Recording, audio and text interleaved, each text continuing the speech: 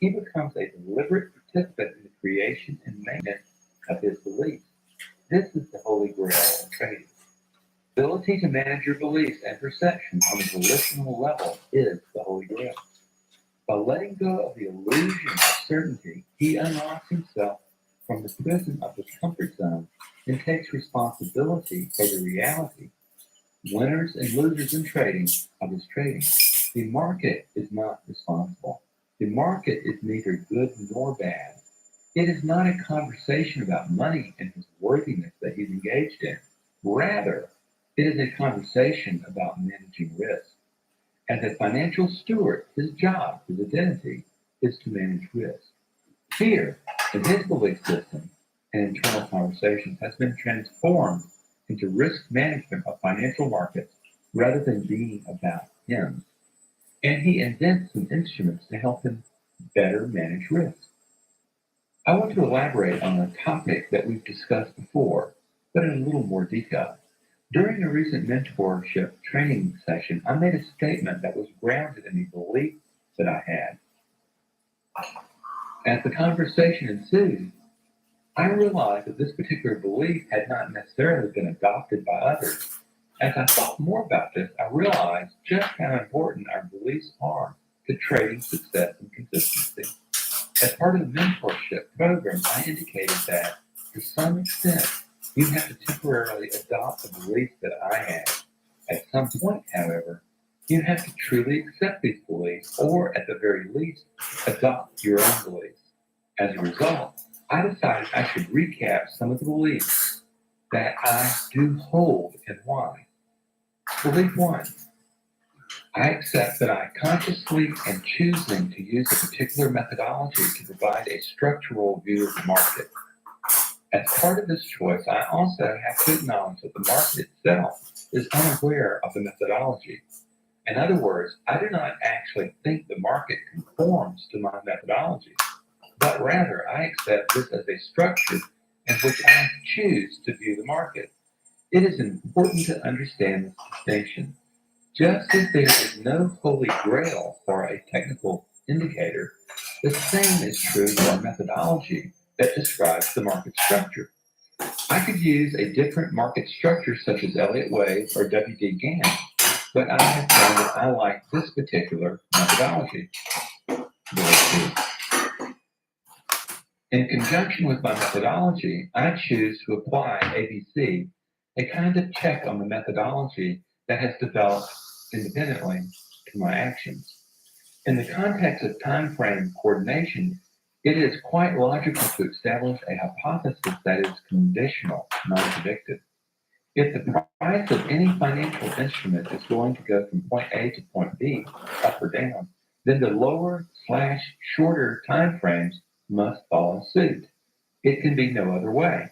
Simply put, if my hypothesis A is going to happen, then a shorter time frame period must conform B in terms of price action. Furthermore, an even shorter time frame period will exhibit evidence C that the must time period is indeed happening.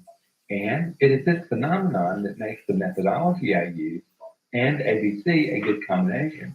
Notice there is absolutely no prediction in the statement. This is purposely stated in an if statement. When BG is the market methodology, ABC is my internal methodology. It keeps me out of prediction mode while at the same time allowing me to monitor DG's structure as objectively as possible. Belief three: if the market is not doing what it is supposed to be doing, then the opposite is happening.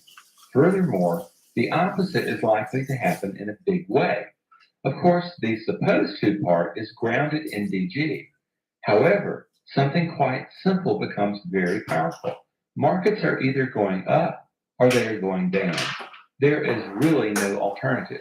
Granted, for a short time only, markets may appear to go nowhere, but markets must move in order to exist. I guess this is really another belief. Markets do not just stand there, with the obvious exception of a security that has been halted for trading. But to the point, if the market structure reveals that the initial hypothesis is not happening, that indeed the opposite must be happening. And in all cases, my methodology allows that alternative to be objectively defined. Notice that the master trader's beliefs are intentional. He chooses the belief system that he applies to trading and to much of the rest of his life. It is these unexamined beliefs to which you are blind that are dangerous in trading. So I ask you to explore your beliefs about the market, not your beliefs. They are the beliefs that have been handed down through the generations, embedded into your family and your culture. It is the ontological soup that you were born into. In the dance of environment and adaptation, you became organized into a particular perceptual map that determines the way you interpret the world, including the market in which you exist. You are simply the next generation. And ultimately, you need to answer the following question. What beliefs would you need to have in order to trade successfully? Where does the historical psychology of self come from? In the preceding section, we looked into how ontology, our sense of meaning, and biology, our brain, interact to create beliefs, expectations, and perceptual maps, personal comfort zones. Now, let's look into how it plugs into your personal psychology and its impact on your trading. Here, we will be exploring the mechanism through which meaning and belief get wired into your biology and how you come to interpret the world as you do. It is called attachment, and it has everything to do with the way you perceive the market while trading. This is where body, emotion, mind, and the spiritual form a collective mass called you. As the human being that you are, and as the social mammalian that is your biology, you are born into a powerful need for connection, a sense of belonging, and cherishment, a sense of being loved for who you are in the context of safety. Because you, as an infant human being, are profoundly helpless to survive on your own, you become attached to caregivers and protectors that allow you to live and grow. Without the safety provided by a strong sense of attachment, cherishment, and belonging, you and the rest of us would perish. Regarding trading and the trader, it is the emotional organization of this attachment that is so vital to understand. Your sense of meaning, your sense of trust, your sense of adventure, your sense of fear come from the amalgam of this attachment bond. Your sense of self and the way you emotionally interact with uncertainty, here's the connection to trading, spring from this attachment process. Do you view uncertainty as a threat and an attack? Do you avoid uncertainty? Or do you approach uncertainty with curiosity? This is what is wired into your developing perceptual map by the mechanism of attachment. The primitive organization of this attachment goes through various developmental stages as the brain and mind mature, but the initial attachment parameters stay intact throughout development and deeply influence the development of our personality and who you become emotionally as a trader. This is a powerful formative pressure for a child that will direct his or her psychological development. The child, motivated by a hardwired organizing emotion called the fear of abandonment or rejection, begins to organize himself so that the caregivers and protectors form a powerful attachment for the child. Reciprocally, the caregivers have their own forces of attachment compelling them to protect and nurture the child. Biologically, this attachment is to increase the probability that the child will survive and perpetuate the species. It is what gives the child meaning and worth for its existence.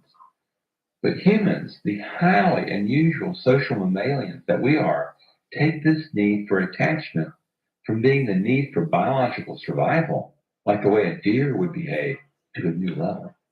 Humans, including you and me, derive psychological meaning from the quality of the attachment during their formative periods.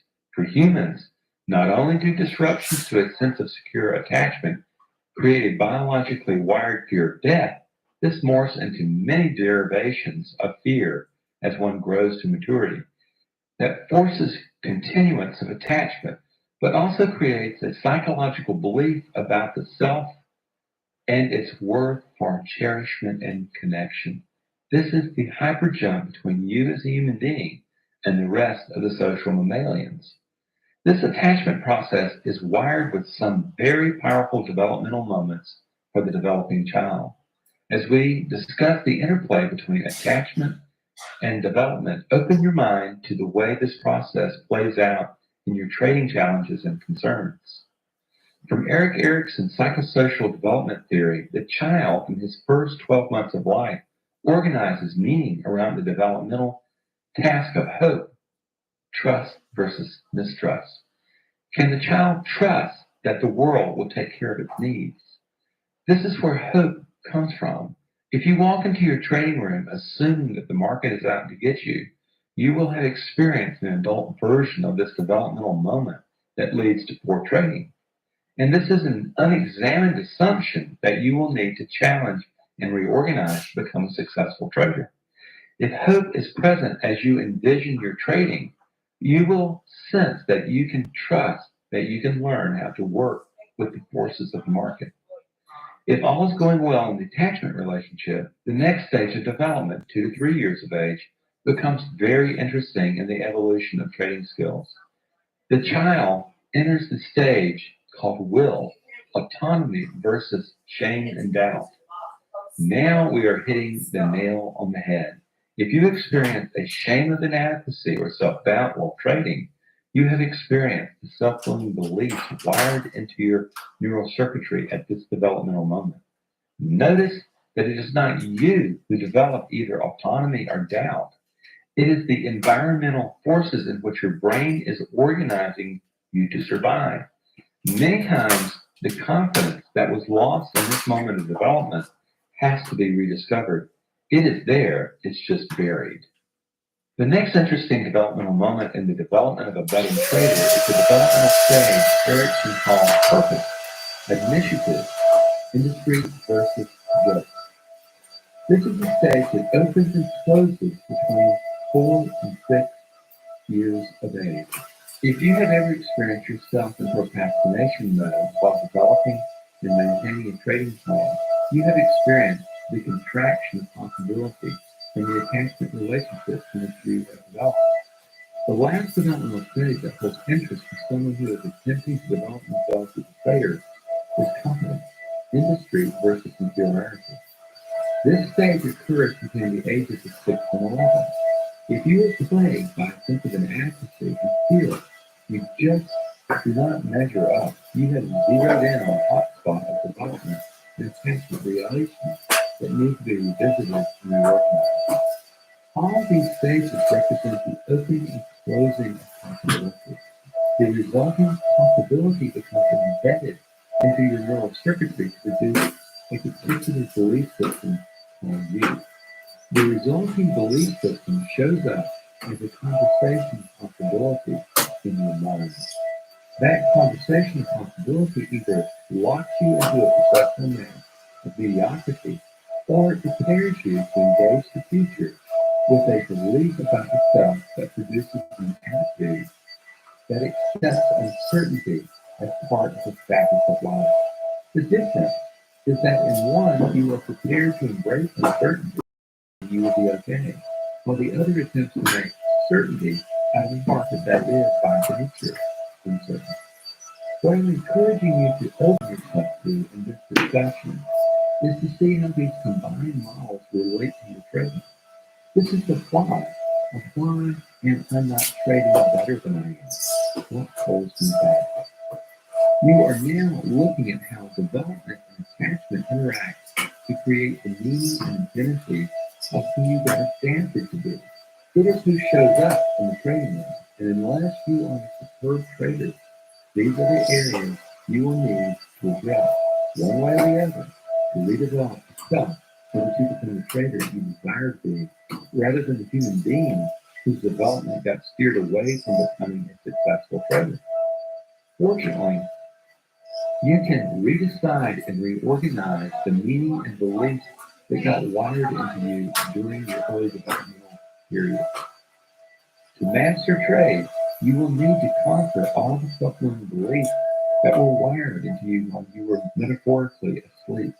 This is the process of waking up that we will be addressing in part 2 of the book. So get ready. Why are we having a discussion about attachment and development in a trader psychology book? Because all you are is a grown-up version of the quality of your original attachment relationship and the developmental stages that formed you as a historical human being. In a study that followed 500 infants into their 30s by Joanna Mazzucato, PhD at Duke University Medical School, and published in the Journal of Physiognomy and Community Health, Mazzucato reports healthy attachment between child and parent is crucial to the child's emotional development. Now, pair that statement with the often repeated lament of traders trapped in self-limiting beliefs. I know how to trade. The problem is that my emotions get in the way and sabotage my efforts. I get swept away by my emotions, fear in particular, and consequently, I keep losing. Now you know where and how these emotions that sweep your better judgment operate. The problem is that you have been blind to them and have avoided looking at them. They're the ones that you must conquer and reorganize to become the trader you could be. Dr. Mazzucato goes on to report that children whose parents created close and secure attachment with their children grew up to be less anxious. If you've ever experienced anxiety in trading, you now can begin to understand where some of it comes from. Additionally, they were also less likely to report hostility, distressing social interactions, and psychosomatic symptoms, that tight ball in your gut or chest. This also helps explain the love-hate relationship many traders have with trading. It is the quality of these early attachment relationships that give rise to our sense of self and our beliefs about our competence to engage in the unknown of the future of the market. Once these beliefs about the self are wired into the system, they become you. John Bowlesby came to the point where he no longer looked for the ideal parent. He settled on parents being okay enough. As the brain wired in meaning during this developmental imprinting period, children incorporated the beliefs that had been running through the developmental soup called intergenerational families. These are the beliefs that the growing brain incorporated into the psychological meaning-making machine called the mind. Because parents themselves come from an imperfect world and are fallible human beings, these beliefs are downloaded from one generation to the next as a historical conversation of beliefs. This is the very belief system that you will need to crack as a trader. Because of your humanness and your early need to seek external validation, you have to organize yourself so your family system will take care of you. Your brain will have organized you into a psychology that creates a good enough attachment for you to survive, for better or worse. This is simply the way it is, and it has to be worked with because it is always imperfect. So there will be psychological deficits in you as you enter trading. If you do not change these, your trading account will suffer and your dream of independent living through trading will evaporate along with the money in your trading account. Let's take a look at this in the context of how a trader who has a fear of being wrong relates to this. I grew up in a really critical home. I know my mother and father loved me. That was never the issue. The problem was that I never performed good enough. No matter how good my grades were, they found something to criticize. I know they meant it to be constructive criticism, but it didn't feel encouraging. I got used to never measuring up and trying very hard to prove myself. I got to the point where I choked if I got close to performing well. I think, don't screw up. I felt like their concern for me was performance driven. When I got into trading as an adult, I thought I'd left all this stuff behind, but it reared its ugly head almost immediately. I was trying to be perfect. If I made a mistake, I fell apart emotionally. Then I became hesitant to even enter trades because I thought I might lose. If I lost, that meant I was inadequate. It became a downward spiral for me, just about cost me my desire to be a trader. This attachment stuff made a lot of sense to me once I connected the dots to attachment style and developmental stage. I began to realize that it was not me so much as the conditioning I grew up in. Fortunately, I have been able to crack that code and reorganize my beliefs so that my performances and me are different. That has been crucial. In this compromised attachment, you and the rest of the world develop some powerful supplementing beliefs that will be exposed in trading. This is what I call a core wound. And the way you adapted to it will drive your trading. And in trading, until you are willing to face this uncomfortable part of the self, your fears and grandiosities will consume your trading account. As one successful trader recently commented to me, trading is like a scalpel. It will cut your psyche to the bone. You have to accept that as part of your growth as a trader. This is very true. Out of attachment come two very interesting attachments types that ultimately apply to traders. In an anxious attachment style, the developing brain and child become fearful if disruption to attachment happens and will try to avoid perceived rejection or abandonment. After this style of attachment has been internalized into the child's perceptual map and he or she grows up into adulthood, the brain generalizes the fear into his or her understanding of the world. She will look for fear and will want to stay in certainty, for in this way they avoid uncertainty. In adult form, this attachment style becomes our worrywart, glass half empty people. As traders, they become the ones who are hesitant and experience disabling anxiety when real money enters the trade. As you might imagine, there are many traders who are grown up versions of an anxious attachment style. The trading community is full of these. You may even be one. If you experience fear and self doubt, the good news is that this can be changed. Our beliefs about money are really grown up versions of our need for security, meaning, and power, the basis of identity. When real risk is introduced into trading by going live with your money, you experience a threat to the ego integrity of who you are. This is a grown up version of the fear of death. I have actually had traders tell me after a series of losses, I saw my life pass before me and I felt like disappearing. Another useful attachment style for traders to understand is called ambivalent avoidant attachment style. This is experienced as a push-pull of organizing attachment. The fundamental characteristic is that you may feel insecure or experience emotional discomfort, but when someone attempts to comfort you, you push them away in anger.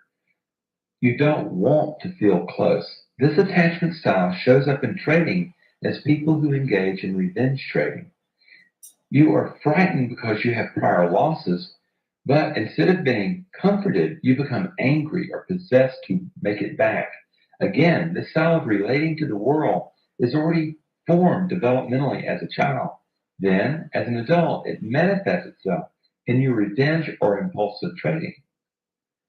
So, all these disruptions to secure attachment also organize you into a comfort zone, perceptual map, that helps you avoid discomfort. When these primitive fears grow up and integrate into the mind of an adult trader, they become nuanced.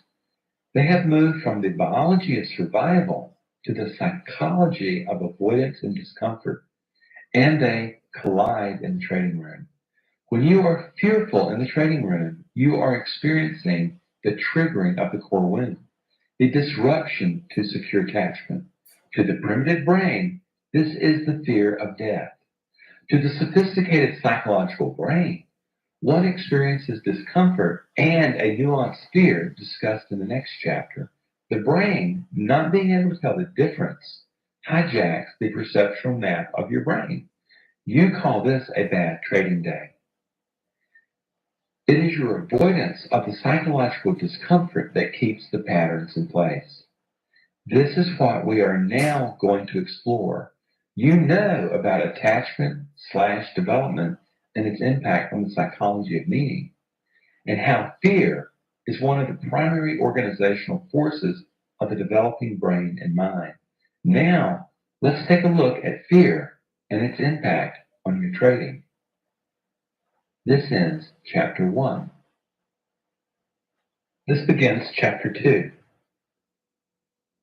Chapter 2, Managing Emotions While Trading, Integrating Left Brain and Right Brain for Balanced Trading. The only thing we have to fear is fear itself. Franklin D. Roosevelt. Hesitation gripped Jack's tensed hand. He couldn't decide when to enter the trade. His trading plan said he had already gone past the entry point he should have taken. But he had hesitated. What if it was wrong? He decided to wait and track it just a little longer just to be safe. This was the story of his trading life. Waiting on the sideline, frozen by his fear of uncertainty. If I stay on the sideline, I'll be safe, he consoled himself. He watched the price go higher and higher. Still, he hesitated. Ex-banker that he was, he wanted to be sure. But as he hesitated on the sideline, pondering his trade, Jack also began to fear he was missing out on a profitable trade. He wanted in. He felt the urgency build. Just a little more proof, his tentative side whispered in his ear. Get in this trade before it's too late, urged an impulsive thought.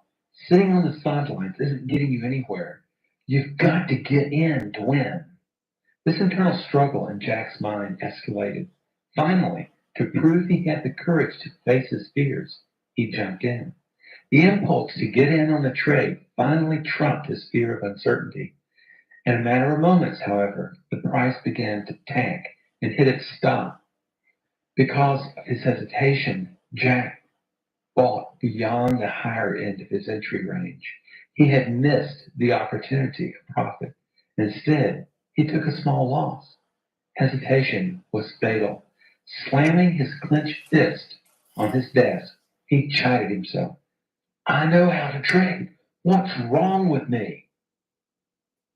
Between the crosshairs of emotion and trading, have you ever experienced a situation similar to Jack's? His left brain and right brain collided, and the right brain's organization around fear hijacked his careful training and methodology. To Jack's reasoning and to many other traders entering this discipline, trading seems so easy on the surface. Traders, while learning a methodology, are told and believe just follow the rules of your methodology and trading plan, and you are on your way to achieving your dreams. Oh, and by the way, keep your emotions in check. This little afterthought, just keep your emotions in check, comes to haunt nearly every trader until they begin to master and to learn from their emotions. It's not a matter of ignoring emotions, pretending you can be emotionless. Rather, disciplined and consistent trading depends on acknowledging your emotional nature, managing your emotions effectively, not ignoring them, and learning from them. This requires a new set of skills that few traders come equipped with naturally. Curiously, behind the left brain orientation, the logical problem solving set of skills of trader educational systems blind both educators and traders to the influence that our right brain, our emotional brain, has over our capacity to think effectively, and consequently impacts the success of a person's trading. It is as if the vast majority of traders do not acknowledge the left brain, logical reasoning, right brain, emotional reasoning, collaboration that is necessary to trade from peak performance states of mind.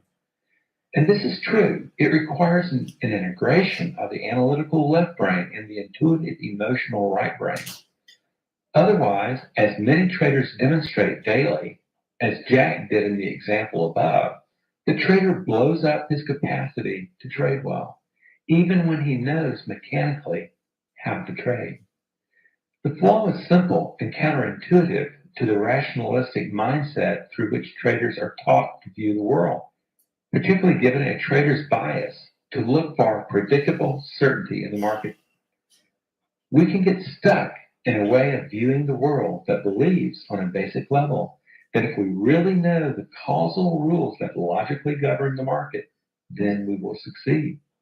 The mindset depends on the existence of a set of rules out there that, once found, will be the holy grail of successful trading. This is the essence of left brain thinking. What neuroscience has discovered, however, turns our understanding of thinking and states of mind on its head. The seismic shift is this. The kind of thinking that a trader's mind produces, for better or worse, comes out of the emotional state of the trader. And that is what influences the world that the trader sees and reacts to. There is no world out there that is deterministic. The world the trader sees is colored by the mindset of how he observes the world. And this is where traders get in trouble. We will be exploring this concept throughout the book, that the hardwired biology of emotion cannot be separated from the thinking of our mind. We get habituated to see the world and the market from a particular perspective, and we get locked into seeing it that way. In social psychology, this phenomenon is called cognitive dissonance, and it is very dangerous when applied to trading. The trader's mind becomes closed to new possibilities, and he is no longer open to new ways of understanding market information. Without a sense of openness to new ways of seeing things, beliefs become impervious to new ideas, and the trader does not grow. For instance, our friend Jack, who we met in the opening vignette, was clearly looking to find certainty in a world where we only can hope to manage the risk of uncertainty. This may be a challenging concept for you, particularly if your success before trading was in a traditional left-brained profession such as medicine, law, engineering, banking, or accounting. In these professions, you are taught a set way of viewing the world, rules and biases that determines the right outcome. When applied to the market, this way of thinking works in the short term. Everybody has seen their share of market gurus who have predicted certain movements in the market. They have become the new hot genius who has figured out the market for a while. Then the market changes and they are forgotten. Long term, they turn out to be fallible human beings, just like the rest of us. There is no deterministic world that Jack could objectively, devoid of emotion interpretation, predict. He viewed the market through the eyes of his fears. And what he set in motion with this mindset was not risk management, but risk acceleration. Instead of viewing his trading world through the eyes of impartiality, an emotional state very useful to cultivate in trading and discipline, so that he could manage this risk effectively, his thinking was swept away by his fear of uncertainty. This emotional dysfunction in his brain condemned his thinking to continue in the failure cycle from which he was finding it difficult to escape. This is Jack's cognitive dissonance. He became trapped into a particular way of interpreting the world, and he could not see that he was trapped by his deeply held beliefs. All thinking is emotional state dependent. Evolutionary pressure, adaptation, and neuroscience were contrary to this rationalistic understanding of his world. In Jack's carefully constructed story of the world, mind and body were separate, wrong. Thought and state of mind follow emotion, which is biological. Emotion does not follow thought. You trigger to emotion anytime a familiar, established pattern is interrupted. Just try pulling the trigger on a trade and you will see a live demonstration of this phenomenon. Pulling the trigger represents a change to current state. To disrupt this pattern automatically produces emotion. The only question is which emotion. Then you begin thinking and reasoning from this emotional cloud. In Jack's case, in most traders' minds, this change creates uncertainty. disruption to familiar sensorial pattern. Uncertainty is associated with fear of loss. Jack grew up in a Great Depression era family where uncertainty was seen as a bad thing. His family became very conservative to the point of sacrificing opportunity for safety, even when the odds were clearly in their favor. How can that be? It does not sound rational at all, and it's not. The world is not rational, but we insist on applying a rational mindset to explain the world. In a deterministic, rational mindset, we try to predict what the market will do. Conversely, in an integrated approach between the left brain and the emotionally intuitive right brain, we open ourselves to what the market will give us. Do you see the difference between these two different mindsets? Before applying this concept to trading, let's take a look at it in everyday life. My wife and I vacation on an island that is remote and offers some of the best seashell collecting in the world. At first, my wife went hunting for specific shells that she could then cross off her list as a way of measuring up to other shellers who had produced exquisite collections of valuable shells. And she often would come back from her shelling walks disappointed because she did not find what she was looking for. She was embedded into a mindset of predicting what the ocean would give her. Does this possibly sound like what traders attempt to do with the market? As time passed, her shelling strategy changed. She began to let herself be surprised by what gifts the sea would give her. Some days were sand dollar days. Other days were conch shells.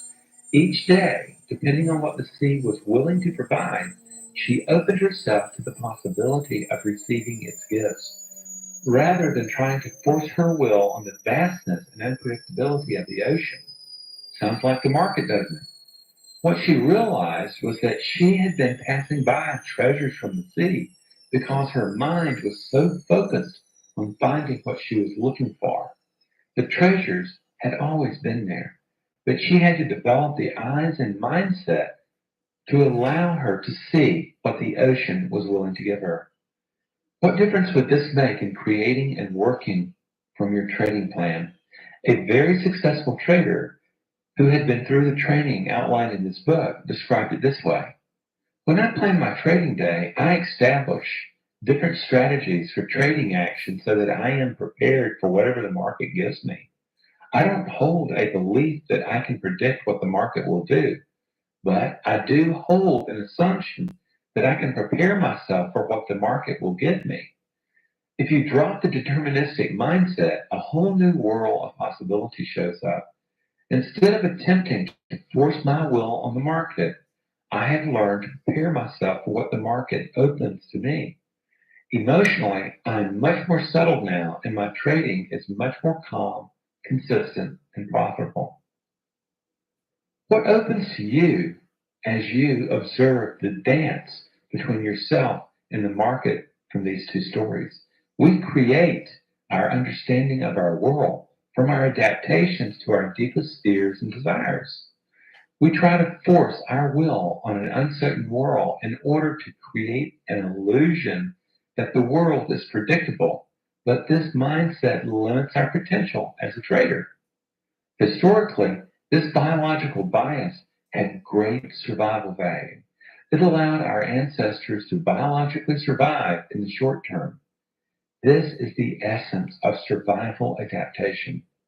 However, when traders come face to face with these fears as psychological beings, their trading suffers.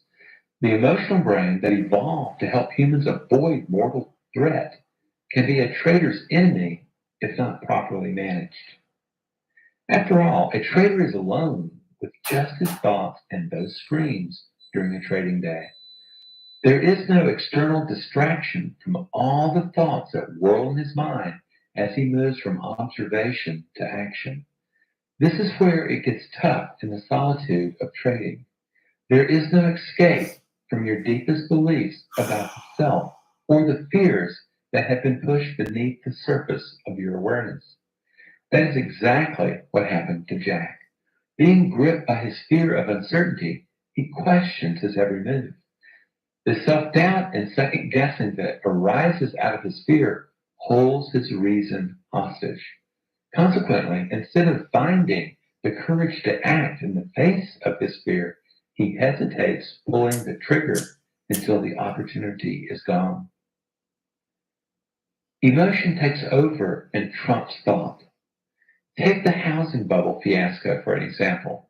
After the housing market blew up, outside observers began questioning just how lenders could possibly think they could loan money for houses to people who could not afford to pay back the loans. In fact, they were incapable of making even the first loan payment. Yet, the house of cards continued to build. Everybody was doing it, and nobody saw there was a problem. The entire industry never saw the disaster coming. Greed, if left to its own devices, blinds us to our self-deception. This is the nature of greed. When the housing bubble burst, most lenders were surprised. But other people who had not been sucked into the delusional thinking that comes from greed, fear of missing out, saw it coming and bet against it. They were not surprised. Very bright people were seduced by greed, and in the mindset that came out of greed, they became blind to the long-term consequences of the short-term nature of the emotion of greed. They became drunk on greed, and their thinking was compromised. And when they woke up the next day, metaphorically, they had a raging hangover. They did not see themselves being sucked into the vortex created by thinking compromised by greed. People lost tons of money betting while their perception and thinking was under the influence of the emotional state of greed. And many asked, what was I thinking? How could I have not seen this one coming? There must be something wrong with me. What does this look like in trading? Due to their mindlessness, most traders are blind to what they are blind to, and they do not see what they do not see. Caught in the brain's propensity to create familiar pattern and then push it into the background of awareness, they became blind to the familiar. This is mindlessness that a trader cannot afford to be seduced by. What does this function of the brain look like in everyday life? Let's take an example, driving a car. When a driver first gets into the car and starts the engine, he is aware of the motor running. After a while, as he enters traffic and his mind needs to be focused on all the other variables occurring as he drives his car on the freeway in traffic at 70 miles an hour, the sound of the engine running has simply become a familiar part of the environment and is no longer remarkable. The sound of the engine running, has become a familiar pattern and has been pushed into the background of his awareness. It's still there, but the driver has become blind to it, does not recognize that it is there. Yet, if the driver were to volitionally practice mindfulness of the sound of the engine running, or if the sound of the running motor were to change suddenly, the sound would reappear. Until then, the driver remains mindless of the sound of the running car. Traders do the exact same thing with their fears. They become mindless to them, and this spells trouble. They, like Jack, in the example at the start of this chapter, actually lose before their trading day begins. They enter their day already in a mindless cloud of fear. Most will have pushed the awareness of this fear out of their mind so they can avoid dealing with it, which is the big mistake traders make. From this state of fear, their right brain's biological wiring for negative appraisal biases their evaluation of trading opportunities. The emotion ramps up, seizing any semblance of impartial evaluation of the trade, and then the trader jumps in impulsively to avoid having to endure even more fear. Or he stays on the sideline of the trade, waiting for more confirmation until the opportunity escapes him. Our friend Jack, before he was laid off by a large bank after a corporate takeover, had spent 25 years as an institutional banker. He always prided himself on being a conservative investor and was usually the naysayer in departmental investment decisions during his banking career. Always wanted more proof. And working in the trust department of a major bank, this conservative, risk-averse position worked well until the new bank demanded higher profits from his unit's investment portfolio. The story he told himself and others about his layoff was that the new bank did not have the same philosophy about risk as he had, and that was why he was let go. Younger, more aggressive risk takers who did not have Jack's loss history took his place. Of course, as he landed in day trading as a second career, he discovered he had a problem greater than a conservative risk management style. The truth, as he got to know himself better, was that his decision making was governed by a fear of uncertainty that he had learned in his family of origin. He was wired, conditioned, to seek certainty before he risked failure. Day trading continually offered the equivalent of a four-alarm fire in Jack's brain, a brain wired to look for certainty so that he could feel safe, found only risk management of uncertainty in the market.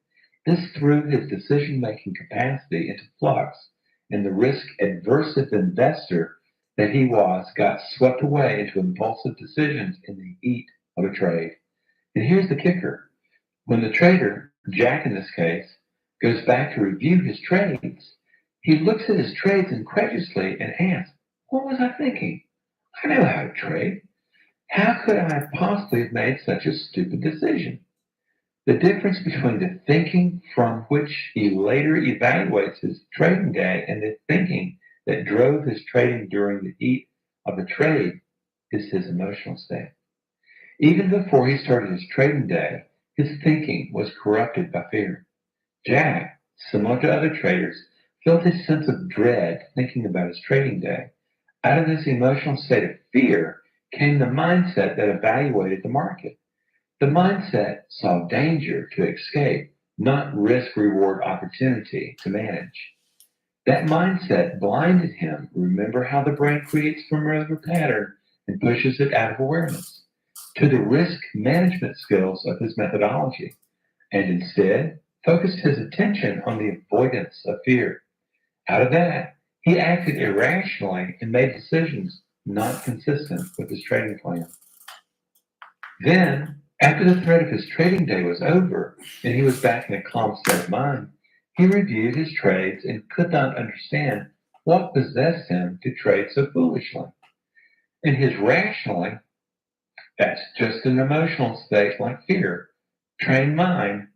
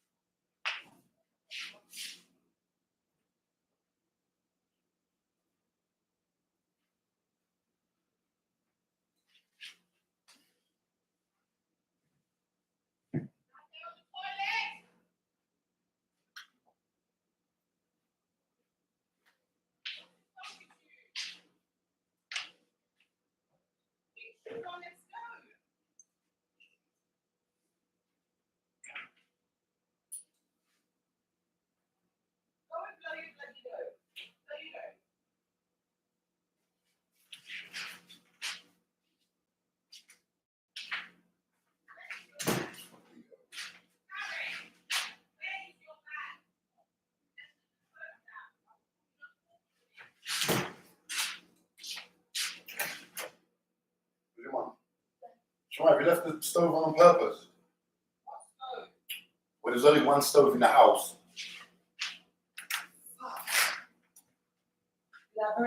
Okay. I just see that one.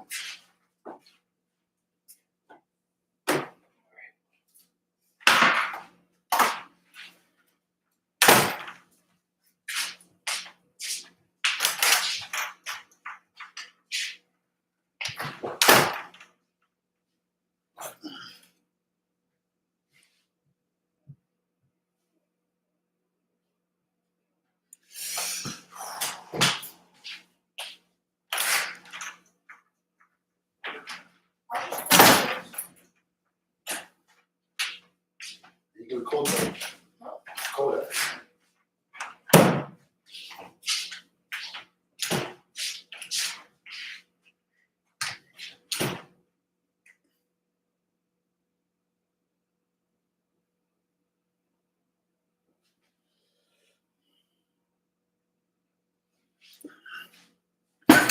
We'll see how this price retraces.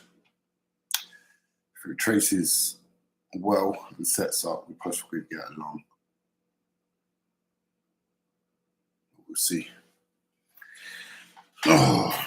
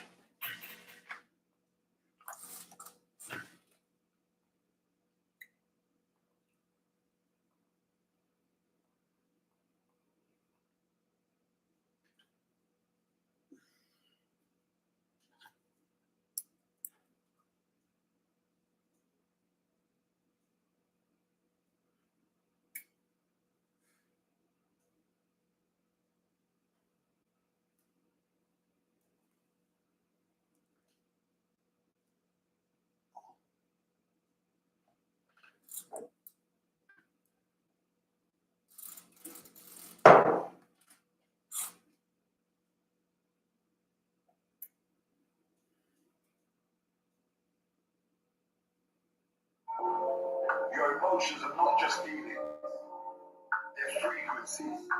They send out signals. They pull life towards you, or they can push it away from you. When it comes to transformation, we don't just want to just focus on changing our thoughts. We have to change how we feel inside of us.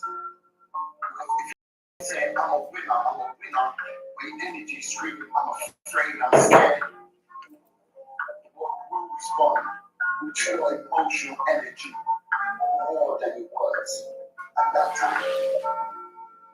So how do we shift it? We've got to move our bodies. We have to change our posture. Get up, shake it out, breathe deep. We can jump, we can walk, we can dance, we can do burpees, we can jog. Just practice smiling for elongated periods of time will change how you feel. Remember, movement changes your emotion. You need to breathe life into your body and you start to believe in yourself again. That's energy transmutation. Turn pain into power by putting it into motion. Turn frustration into fuel. Go live something. Build something. Grow into something. And here's what you need to do every day.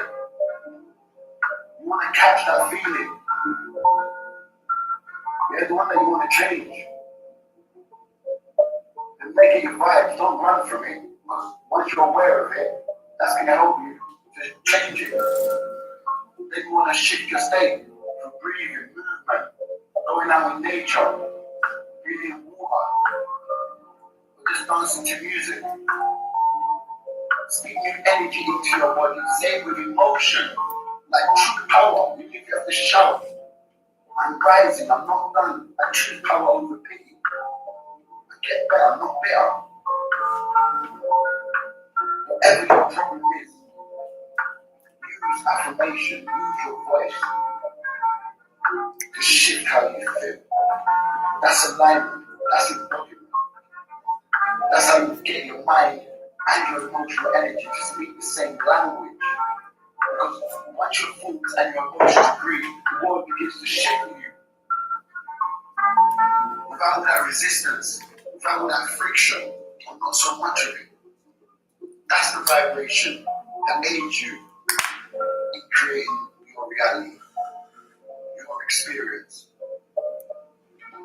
And it starts inside you. Get better, not better. Be more.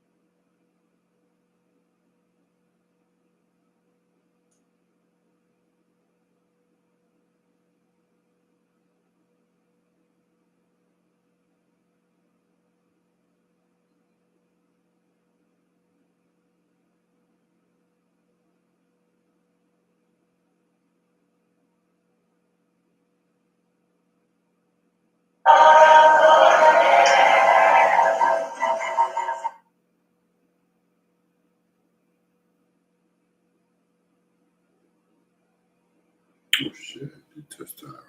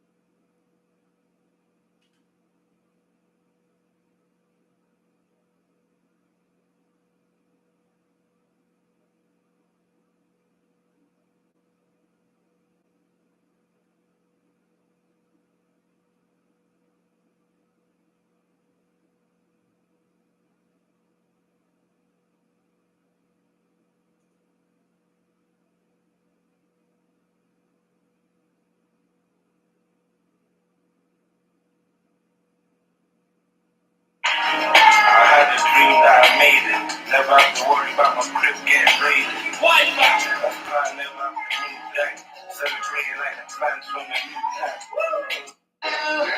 that giving it up, we said it. And all my ladies that giving it up. My team, they depend on me when it's crunch. My team, they depend on me when it's crunch time. Wait for it like it's lunchtime. When you know that gets gully. You know we raise leaking out of the scully. I can feel you tell me. Fuck your money. When it's crunch time. Play like it's lunchtime. Go ahead, get gully. Leaking out of the scully. You can tell me. Nigga, fuck your money.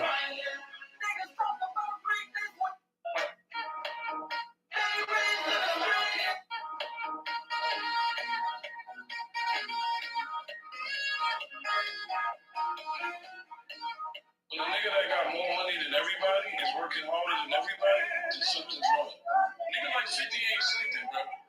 We on a plane, man, in a sprint. We land near the gym twice. I'm looking at his work ethic like, damn, I gotta make sure I'm early for gym shares. But the nigga that got more money than everybody is working harder than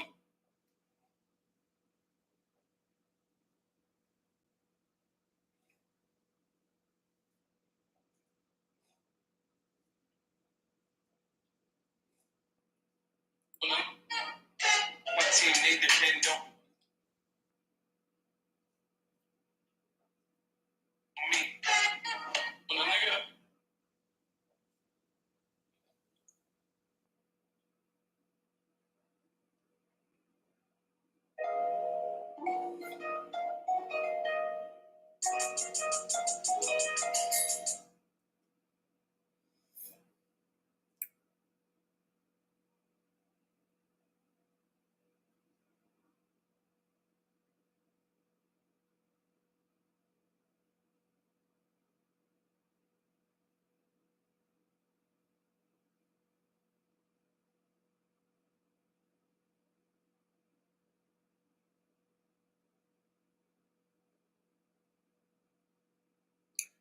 My team, they depend on me. When it's crunch time, I eat a nigga food up like it's lunchtime. My team, they depend on me. When it's crunch time, I eat a nigga food in broad day like it's lunchtime.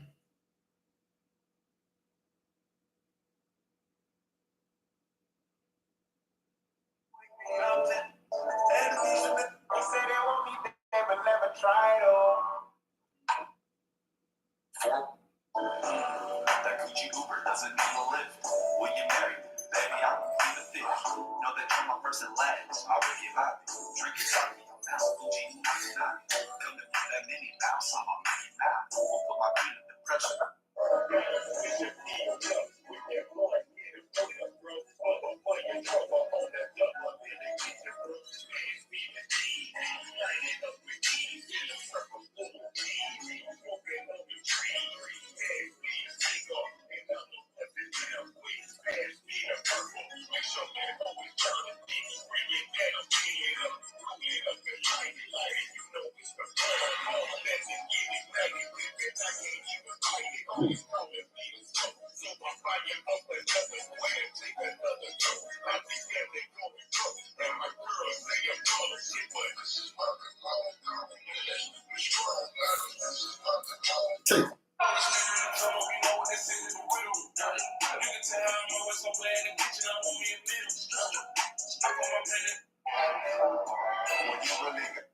Y'all, then my auntie that drive truck.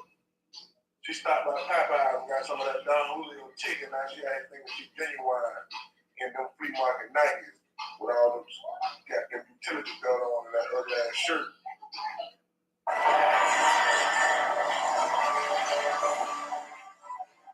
Really?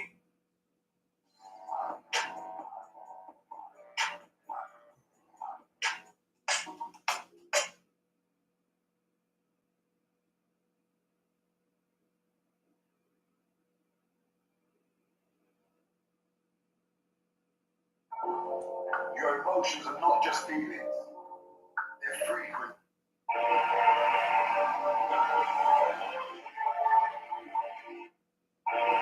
$1 million cash,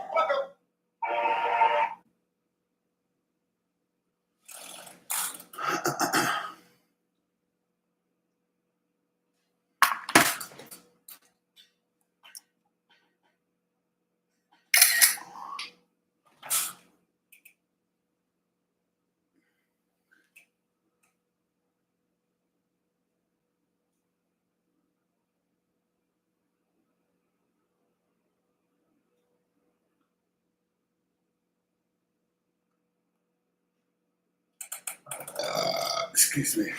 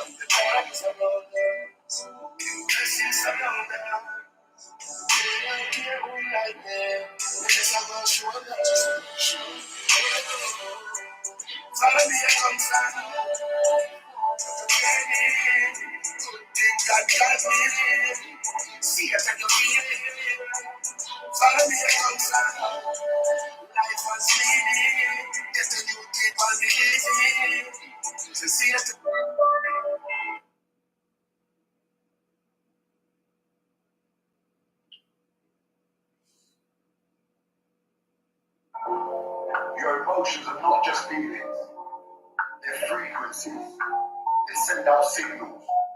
They pull life towards you, or they can push it away from you.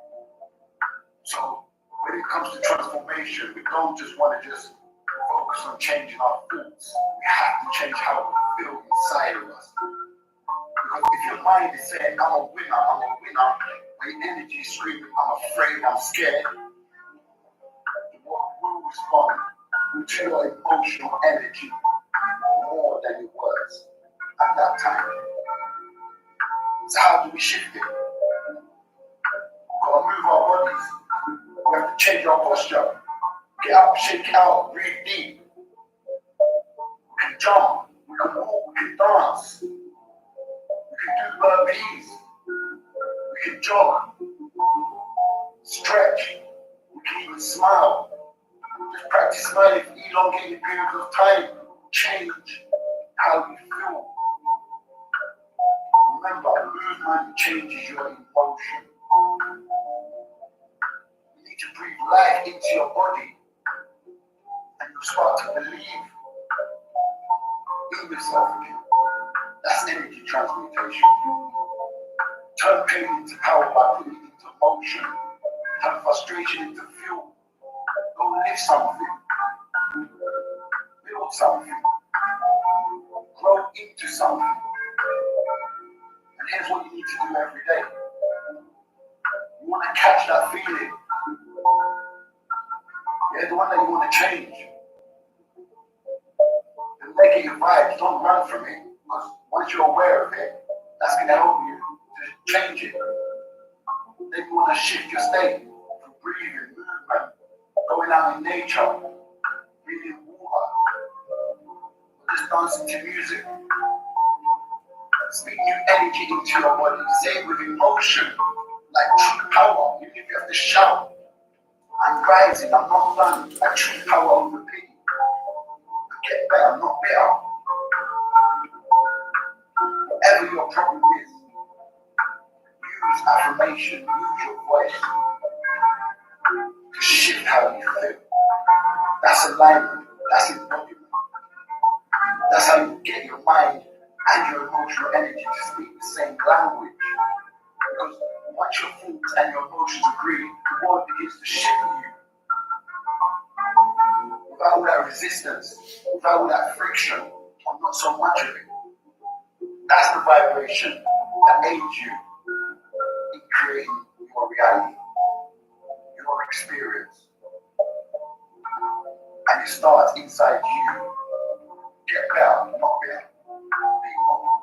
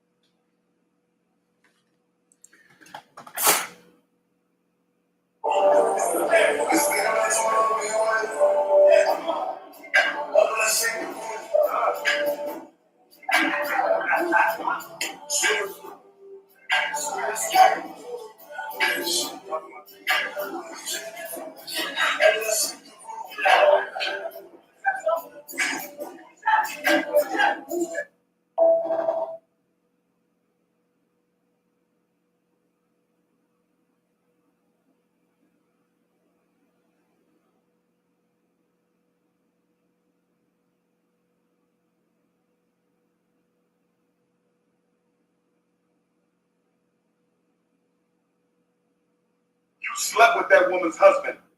Pull up to her job and apologize. Pull up to her job today and say, sister, you don't know me, but I got to tell you something. I was with your husband, and I knew he was married to you. And I was in a state of weakness. I was in a state of sin. I was in a state of thirst. I was in a state of need, and I was wrong because I did not try to get both of y'all killed. I tried to get both of y'all knocked off. Don't do that. Don't do that. You got away with the crime, just flee the scene.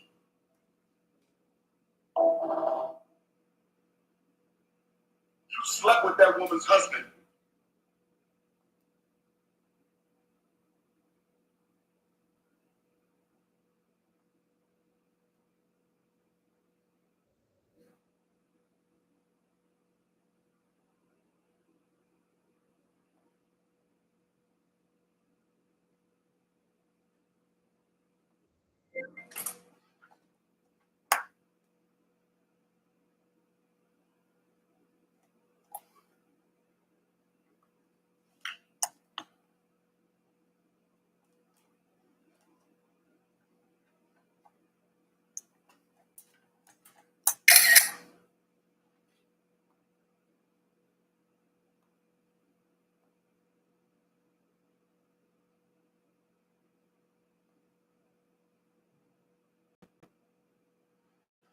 All right, we've got Long here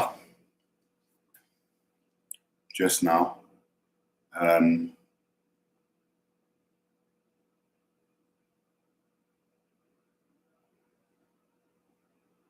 CFD, so obviously the feel is based on obviously you got to pay a premium for the spread. The spread's pretty wide, to be honest. I swear it's like nearly like a 2 pip spread, man. I got in, I clicked, I was in at, I pressed the button at 132.77, and my price I got in at was 132.9, so that's like nearly 2 pips, like 1.5, nearly 2 pips there.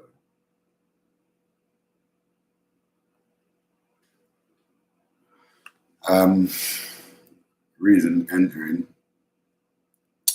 We made a high of the day up here.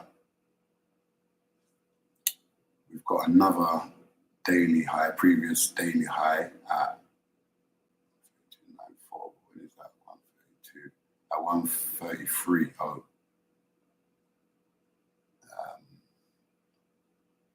Price was just acting like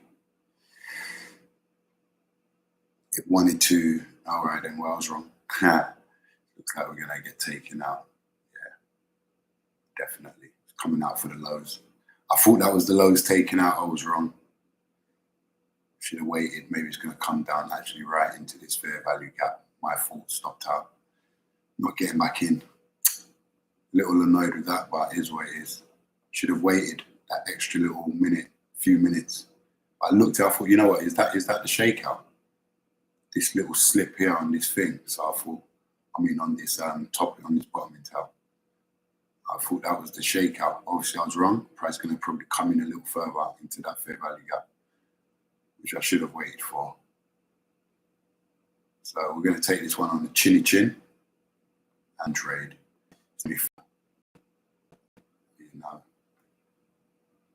So it is what it is.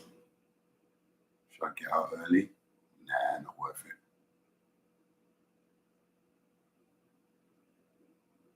Definitely stopping out. That price came in way too hard, straight back into the price came in very hard, way back into this this block, this order block. It just wants to take out, it wants to actually come run out all this. This was I got drawn in the wrong setup. I got pulled into the wrong setup. It's going to take out this low and probably then go higher. Maybe, possibly, but here's what it is. We take the stop. Call it a day. It's annoying. But it is what it is. It's part of trading.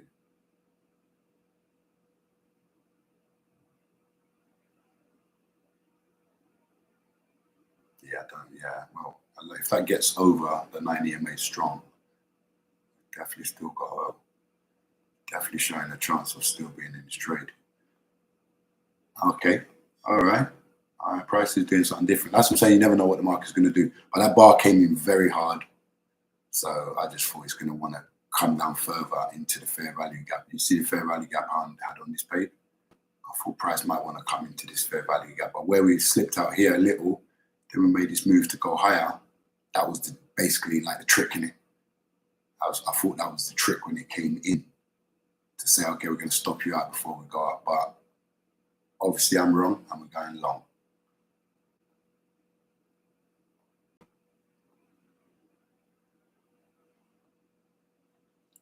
So that's all good. Whatever happens, happens. We just leave the market to do what it wants to do now until it gets to halfway to target and we can break even. If it gets halfway to target and we can break even. The price can still pull all the way in.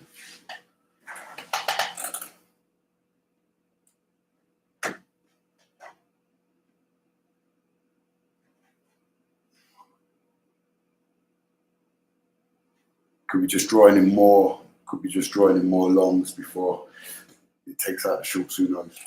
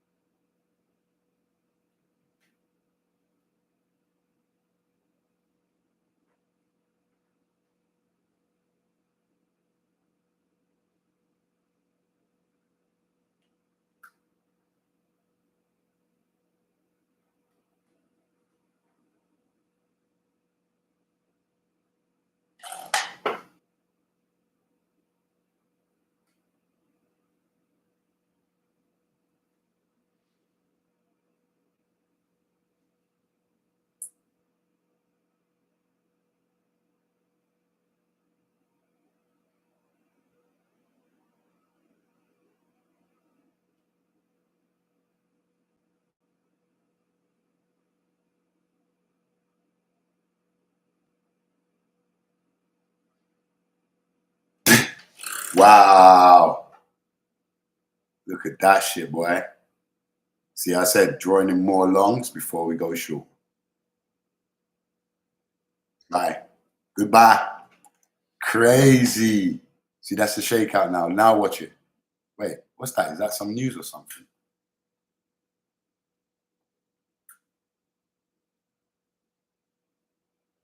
Was that news? Let me see. I was actually, no, it's no news. What the hell is that?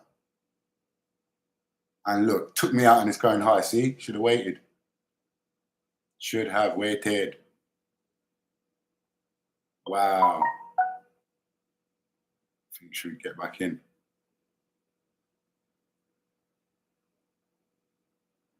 Quick shakeout and then going long. That's annoying.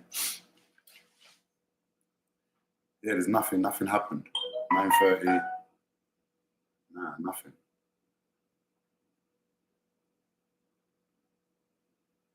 This was the shakeout I was talking about. That right there, get you out right there, boom. Sure, let's get another entry.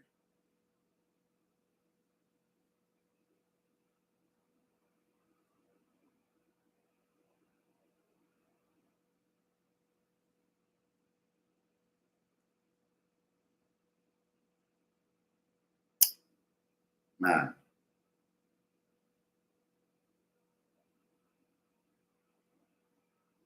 Patience, young Jedi, patience. We shall see if we shall get in. I feel it will go long now, as it took us out. It took out all this low. Look at all this, took out everything. Let's see.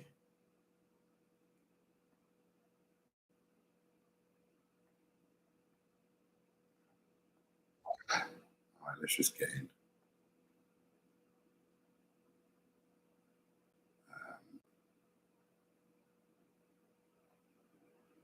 Got in way late, which is annoying. Could just get stopped out again now because our stop loss is not protected properly. Pretty ugly.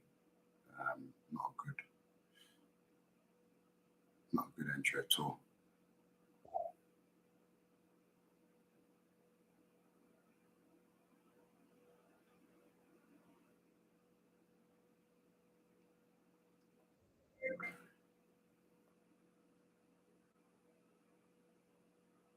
Man, entry was shit. Entry didn't leave me no protection. Probably get stopped out. If we get stopped out, I'm just going to turn off the computer straight away.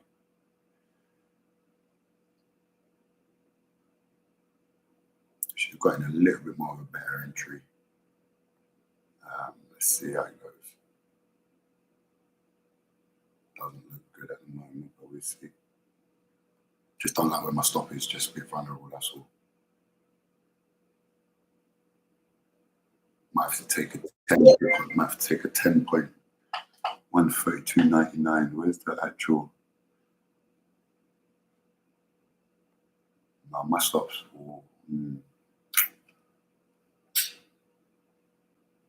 Probably just going to scalp this maybe as it takes out the high of the day, which is that 132.90. We see how it acts, 132.90 over here.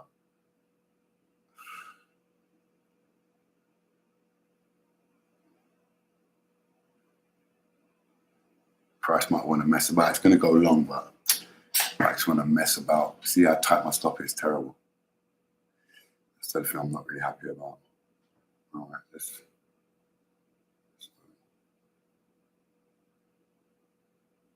it's going to mess about, man.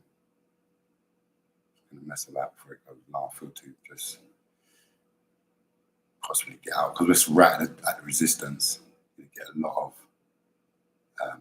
back and forth here, which could easily take us out. So this is what I'm talking about here. This is the high of the day, which it seems to be attracted to. I just wish I'd got a better entry, that's all, man.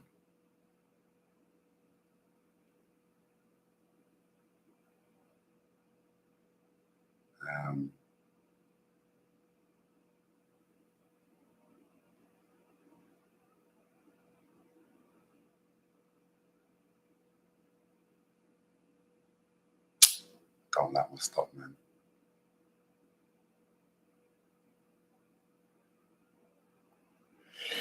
Yeah, I'm just gonna stopped out, man. Angry, not happy for that at all, man. Not happy. Very, very got in too impulsive. Stop with no terrible trading. Really unhappy for that, man. So I'm just gonna shut down now. Just call it a day. Just not happy. First trade was fine. Second trade was too impulsive. I should have just left it. Thought it'd make a run up, take out the highs. At least we get like a 10 pips, you know. Totally wrong. Now I've taken 2 stop outs for no reason. Not happy at all with that. At all with that. I'm just gonna switch off the computer. So I'm unable to trade or I'm unhappy. And with them type of unhappiness becomes revenge trading. So I'm just gonna shut it off. Should have taken the 1 loss, called it a day. I didn't. I thought price was gonna run up after that. The way it took out the low and then acted like it wanted to go. You know, which it's doing right now. So that's actually shaking out. It came lower, taking out the low. Now it's gonna, because it's in resistance. It's in a lot of resistance. So you get a lot of back and forth.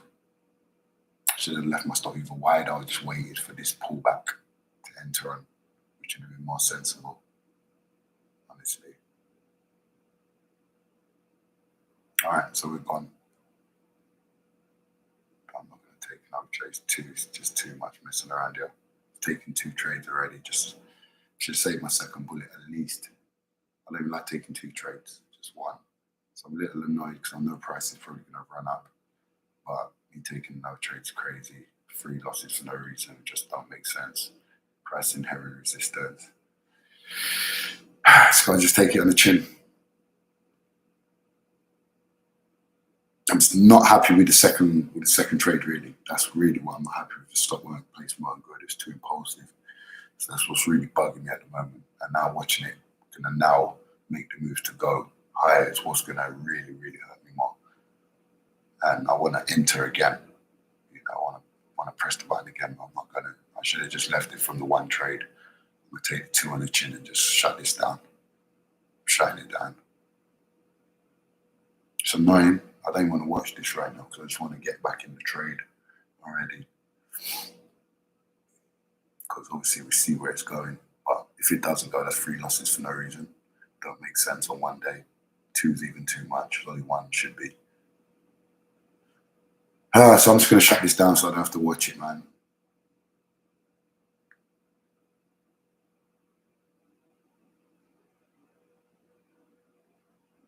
See, I'm still here battling my mind. My mind is wanting to stay in and get back in. Not take the extra loss. I'm just going to take it, man. I've clicked out. I've logged down of both my trading. Yeah, so I'm annoyed, but back later. Back tomorrow on that account. Nah, back later for the US session.